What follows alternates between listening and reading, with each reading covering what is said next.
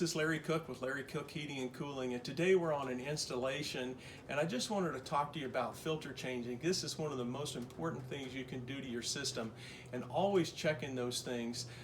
Today I'm just going to show you what we do, and on these filters what happens is they get plugged up, and a lot of times with these new pleated filters, sometimes they don't look like they're dirty, but they are. And what happens is almost like taking your hand, putting it over your mouth and trying to breathe. They get plugged and it's restricting airflow, causing your heat exchangers to get too hot or your coils to freeze up.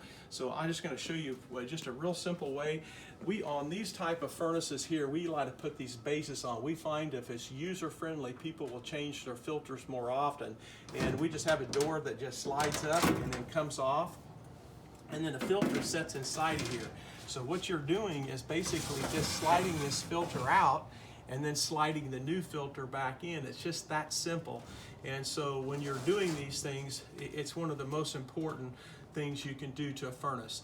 And if you're having some problems or need something that would be easier or easy changing filters, let us come out and give you a free estimate, and you'll find that it makes it more user friendly for you.